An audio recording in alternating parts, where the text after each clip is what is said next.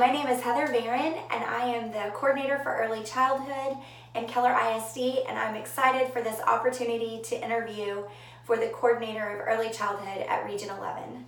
I've been in education for 22 years and spent most of my time providing professional learning and coaching to teachers and administrators.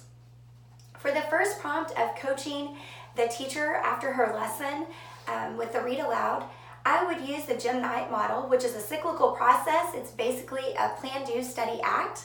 I would ask the teacher to begin with celebrations, what she thinks went well with the lesson. And then I would move on to what are some areas that we'd like to focus on. Jim Knight says the best way to get a teacher to buy into coaching is to have her video herself and to look at that first. And sometimes that's part of the coaching model and sometimes it isn't. He says teachers don't really know what they don't know until they see themselves on video.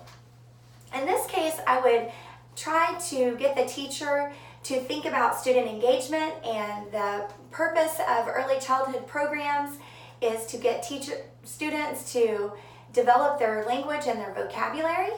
And I would ask her how she thought that went with the student engagement and students talking during her lesson.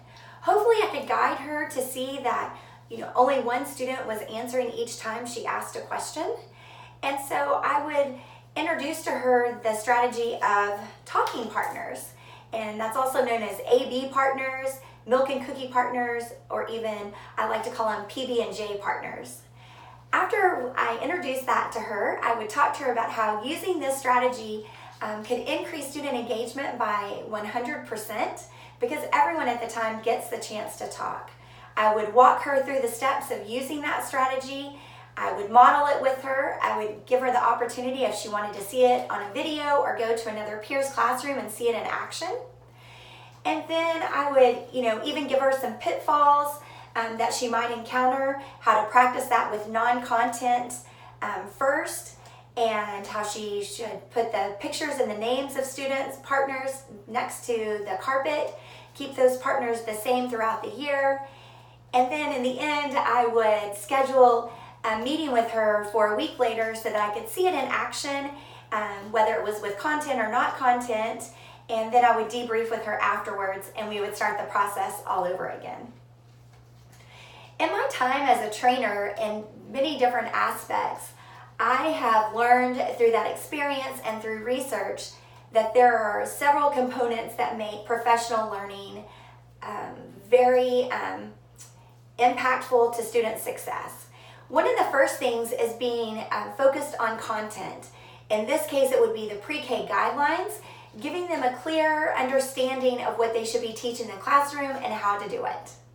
The second component that I would focus on would be active learning. Throughout all of my trainings, I always try to make sure that my participants are actively engaged. The training is hands-on, it's meaningful, it's motivating, and it's relevant. It's usually strategies they can take straight back to their classroom and utilize that day or even the next day without a lot of prep. The third component that's very essential to training would be that collaboration, providing space and time for teachers to collaborate their current learning and how it fits into what they're already doing in their classroom.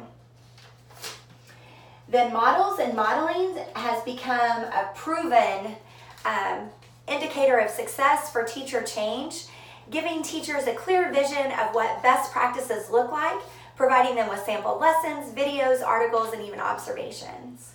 And then my favorite, and what Jim Knight says, research has proven to be produces the greatest gains of higher impact on student performance, coaching, one-to-one coaching.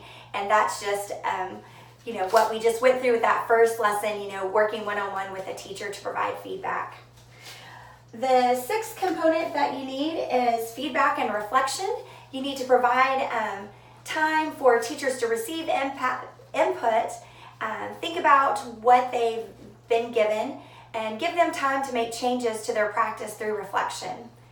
And the last thing is that sustained duration. It's not just a one and done training. It's time to learn, time to practice, time to implement, and time to reflect. Thank you.